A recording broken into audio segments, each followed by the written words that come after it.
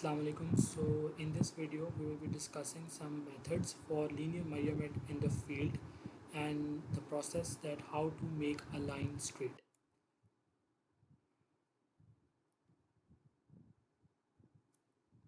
First of all is methods of linear measurement. Number one is spacing. अब जब हम field में जाते हैं और अगर हमें रिकॉग्नाइजेशन सर्वे करना है which is a preliminary survey to have the estimate of the land, क्योंकि जो हमारा प्रोजेक्ट है हमने उसकी अगर देखना है कि क्या हमारा प्रोजेक्ट इतने ही लैंड में कवर अप हो सकता है या नहीं, तो हम उस लैंड की जो डायमेंशंस मेजर करेंगे विदाउट एनी इंस्ट्रूमेंट, किसी इंस्ट्रूमेंट के बगैर, कोई भी इंस्ट्रूमेंट नहीं यूज़ करना, जस्ट सिंपल हम फील्ड में जाएंगे और सिंपल एक छोटा सा मेथड है जिसको कहते हैं पेसिंग, जिसके थ्रू हम लोग उस लैंड की जो रफ़ डायमेंशंस हैं वो मेजर कर सकते हैं। हमें आइडिया हो सकता है कि ये लैंड की डायमेंशंस क्या है, इसकी लेंथ कितनी है, इसकी विड्थ कितनी है, इसका एरिया कितना है। ये हम सब चीज़ें विदाउट किसी इंस्ट्रूमेंट के हम लोग ये चीज़ें मेजर कर सकते हैं और इस मेथड को कहते हैं पेसिंग।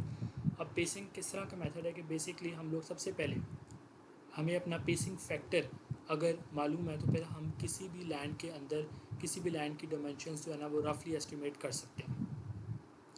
अब इसमें होता क्या है कि फॉर एग्जांपल सबसे पहले आपको अपना पेसिंग फैक्टर फाइंड करना होता है। पेसिंग फैक्टर आप किस तरह फाइंड करते हो कि आप कोई भी एक रिक्वायर्ड डिस्टेंस पहले सेट करते हैं और उस रिक्वायर्ड डिस्टेंस को फिर आप सिर्फ उस रिक्वायर्ड डिस्टेंस में सिर्फ चलते हैं और जितना भी हमारे नंबर और काउंट करते हैं अपने नंबर ऑफ़ स्टेप्स। एक रिक्वायर्ड डिस्टेंस को हम कवर करते हैं और साथ साथ अपने नंबर ऑफ़ स्टेप्स को काउंट करते जाते हैं। ठीक है, उसके बाद जब नंबर ऑफ़ स्टेप्स हम काउंट कर लेते हैं तो सिंपली उस नंबर ऑफ़ स्टेप्स को हम डिवाइड करते हैं उस डिस्टेंस से और उसके बाद हमारे पास एक स्टेप का डिस्टेंस आ जाता है, यानी कि जब हमने एक स्टेप उठाया तो हमने तकरीबन कितना को डिस्टेंस कवर किया। तो एक एवरेज डिस्टेंस जो है वो है तकरीबन 2.5 फीट, यानी हम एक स्टेप के अंदर तकरीबन 2.5 फीट का डिस्टेंस कवर कर लेते हैं। जब हमें अपना पेसिंग फैक्टर पता चल जाता है उसके बाद हम किसी भी एरिया में जाते हैं और अगर हमें इसकी लेंथ की डायमेंशन कुछ भी फाइंड करनी है तो सिंपली हम उस पूरी डिस्टेंस को सिर्फ उस डिस्टेंस में पूरा चलते हैं और मेंटली अपने नंबर ऑफ़ स्टेप्स को काउंट करते जाते हैं। आखिर में अपने नंबर ऑफ़ स्टेप्स जो हमने काउंट किए होते हैं उसको मल्टीप्लाई करते हैं विद आवर पेसिंग फैक्टर, तो हमें उसकी एक एस्टिमेटेड डायमेंशन के बारे में पता चल जाता है। Now second method for linear measurement is pedometer. अब पेसोमीटर बेसिकली हमारे नंबर ऑफ़ स्टेप्स को ऑटोमेटिकली काउंट करता है। इसमें हमें ज़रूरत नहीं पड़ती कि हम खुद काउंट करें, जैसे ऑटोमेटिकली हम नंबर ऑफ़ स्टेप्स अपने काउंट कर लेते हैं, बाद में पेसिंग फैक्टर से मल्टीप्लाई करके हम लोग इस तरह अपना डिस्टेंस मेजर कर सकते हैं। स्पीडोमीटर है नॉर्मली इंस्टॉल्ड होता है हमारी गाड़ियों में, और मैवुलेटर बेसिकली एक व्हील होता है और इसके अंदर एक डायल होता है। अब जब हम इस मैवुलेटर को अपने जो भी हमारी रिक्वायर्ड लेंथ है जब उस पर हम इसको चलाते हैं तो जो व्हील है उसके ऊपर डिस्टेंस पर रेवोल्यूशन ग्रेजुएटेड होता है, यानी कि एक व्हील जब एक कंप्लीट रेवोल्यूशन परफॉर्म करेगा तो वो कितना डिस्टेंस कवर करेगा ये उस पर ग्रेजुएटेड होता है। तो हम सिंपली जो भी हमारी रिक्वायर्ड लेंथ है उसमें हम पूरा इसको चलाते हैं, उसके बाद एंड पे डायल हमें नंबर ऑफ़ रेवोल्यूशंस बता देता है, तो उन नंबर ऑफ़ रेवोल्यूशंस को हम मल्टीप्लाई करते हैं डिस्टेंस पर रेवोल्यूशन से, तो रिक्वायर्ड डिस्टेंस हम फाइंड कर लेते हैं। फिफ्थ मेथड आता है चेनिंग। अब चेनिंग वो मेथड है जिसमें हम डायरेक्टली डायमेंशंस फाइंड कर सकते हैं किसी भी लैंड की with the help of chain और टेप। चेनिंग के अंदर हम चेन या टेप को यूज़ करके, चेन इस तरह की चेन ये होती है और टेप हमें इस तरह से मिलती है। टेप पे ग्रेजुएशंस होती हैं और चेन की नंबर ऑफ़ लिंक्स होते हैं जिनकी रिक्वायर्ड लेंथ हमें पता होती है। तो इन दोनों मेथड से, चेनिंग और टेप के थ्रू, हम लोग फील्ड के अंदर डायरेक्टली कोई भी डायमेंशन को मेजर कर सकते हैं। अब चेनिंग प्रोसेस में जो जो हमें एसेसरी ज़रूरत है, एक तो चेन ज़रूरत है, एक टेप की ज़रूरत है। इसके अलावा जो हमें चीज़ें ज़रूरत हैं वो पहली है रेंजिंग रॉड। रेंजिंग रॉड वो प्रोसेस है जिससे हम किसी भी लाइन को स्ट्रेट बना सकते हैं। कोई भी हमने फील्ड में अगर लाइन सेट की है तो हमें ये क्लियर हो कि ये लाइन बिल्कुल स्ट्रेट है, क्योंकि अगर आपने किसी भी लाइन को या किसी डायमेंशन को मेजर करना है तो पहले वो दो पॉइंट्स एक ही लाइन के ऊपर लाई करना लाजमी। कोई भी दो एंड पॉइंट्स हैं, अगर आपकी फॉर एग्जांपल अगर आपने विड्थ मेजर करनी है किसी भी अपनी लाइन की, तो जिन दो पॉइंट से आपने स्टार्ट एक पॉइंट से और जो एंड पॉइंट है वो दोनों तकरीबन एक लाइन में होने चाहिए, तभी आप एक्यूरेट डिस्टेंस फाइंड आउट कर सकते हो। तो रेंजिंग के थ्रू हम सबसे पहले उस लाइन को स्ट्रेट करते हैं। स्ट्रेट करने के बाद हम लोग फिर अपनी चेन के थ्रू या टेप के थ्रू हम लोग उस लाइन को मेजर करते हैं, उसकी डायमेंशन मेजर कर लेते हैं। तो ये हमारे पास रेंजिंग रॉड्स होते हैं, इसलिए हम यूज़ करते हैं इनको।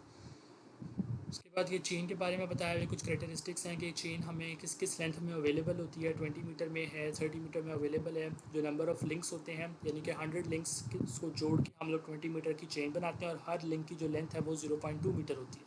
तो अगर हम लोग चेन यूज़ कर रहे हैं तो फिर हम सिंपली काउंट करते हैं कि हमारे पास अवेलेबल लेंथ 20 मीटर है।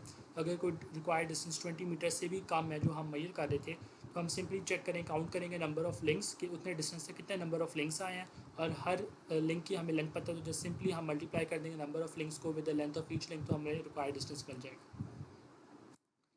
द कंपोनेंट्स ऑफ चेन है जिसके अंदर टैलीज होती हैं। टैलीज बेसिकली हमारे पास कुछ नंबर ऑफ इंटरवल्स के बाद ये जो है ना टैलीज बीच में होती हैं।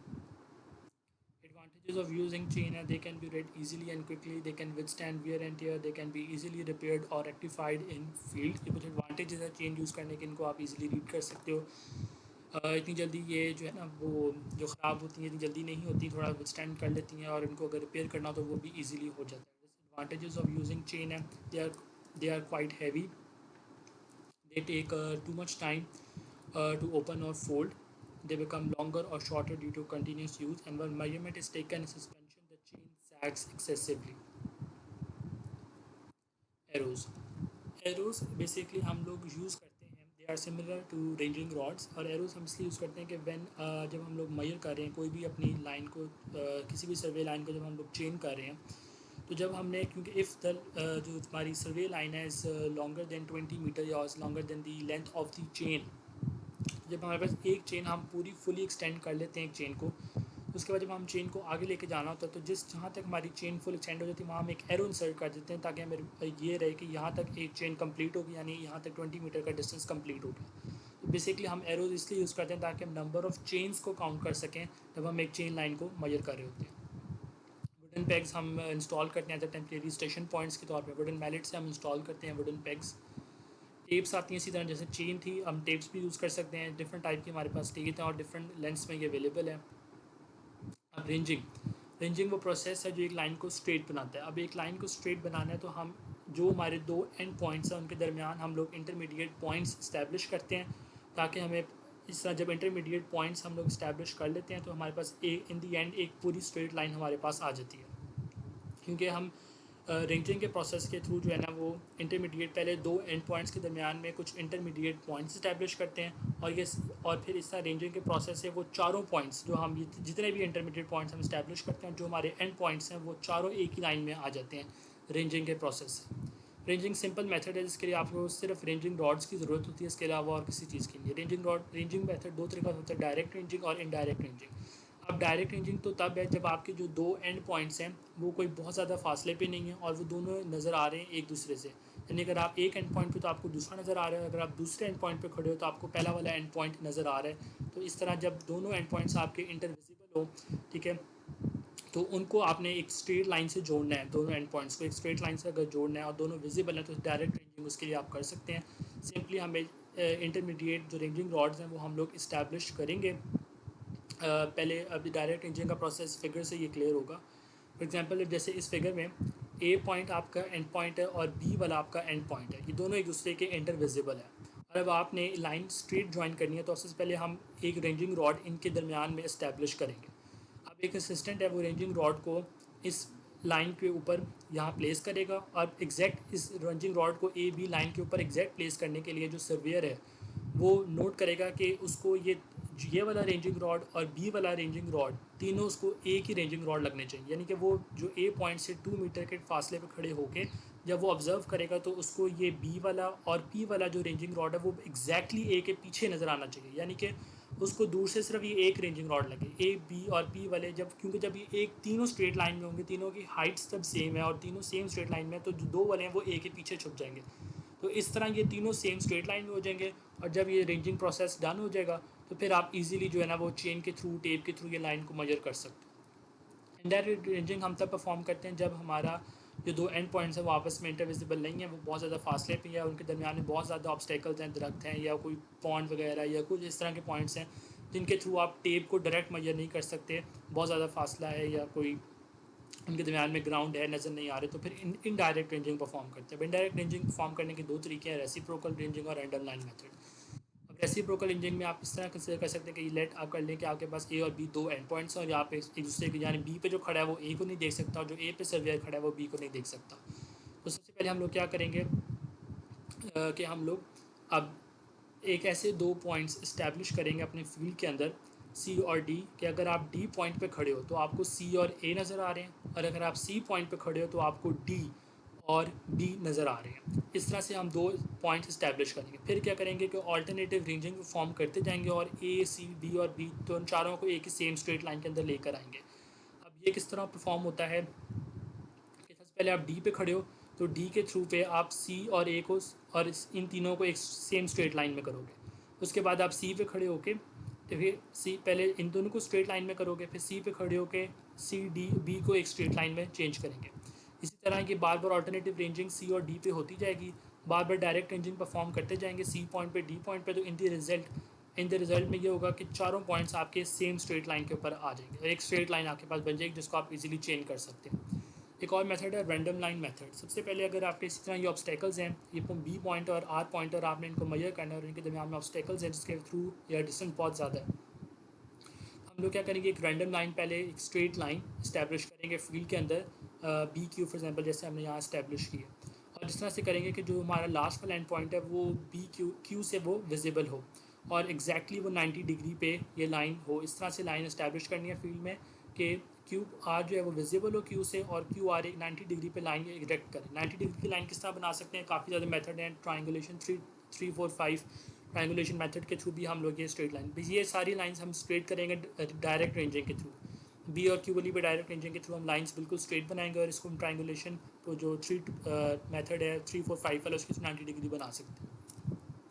जब हम लोगों ने बना लिया है 3 2 4 मेथड, अब चूंकि ये एक हाइपोटेन्यूस ट्राइंगल बन जाएगा क्योंकि ये 90 डिग्री का एंगल है और आपने मेजर करना है, ये डिस्टेंस भी आप मेजर कर सकते हो और ये डिस्टेंस भी आप मेजर कर सकते हो। अब आपने फाइंड करना है जस्ट सिंपल बी आर का डिस्टेंस फाइंड करना है। तो ये मैथमेटिकली कैलकुलेशंस के थ्रू हम लोग इस फॉर्मूले से फाइंड कर सकते हैं, जिस सिंपल राइट एंगल ट्राइंगल का फॉर्मूला लगा के बी आर से हमने फाइंड कर लिया। इसके अलावा लेकिन अगर आपने जो ये इंटरमीडिएट पॉइंट्स इस्टेब्लिश करने हैं बी और आर के दरमियान में, क्योंकि अगर तो ये जो आपका फॉर्मूला ये तो आपको कैलकुलेशन मैथमेटिकली बता सकता है रिजल्ट, लेकिन अगर आपने फील्ड में लेंथ मालूम करनी है कि एक्चुअली क्या हमारी फील्ड की लेंथ और कैलकुलेशन सेम आती हैं कि नहीं या कितना एरर है, ये चेक करने के लिए आपको इंटरमीडिएट पॉइंट्स की ज़रूरत है। तो वो भी हम इस रैंडम लाइन मेथड से इंटरमीडिएट पॉइंट्स भी इस्टेब्लिश कर सकते हैं। वो इस तरह के हम लोग मैथ जो सिमिलर मैथ, क्योंकि हम ये जो बेस लाइन है और ये जो हमारे पास एक्स और वाई पे जो ट्राइंगल्स हैं ये तीनों सिमिलर ट्राइंगल्स हैं। तो हम ये डिस्टेंस के इस रैंडम लाइन से हम कितने डिस्टेंस पे पॉइंट इस्टेब्लिश कर सकते हैं ये हम लोग फाइंड कर सकते हैं through the method of similar triangles. और उनसे ये डिस्टेंसेस x1 और y1, x1 और y1 वाला जो डिस्टेंस है हमारे पास ये इस तरह हम लोग उसमें फाइंड आउट कर सकते हैं।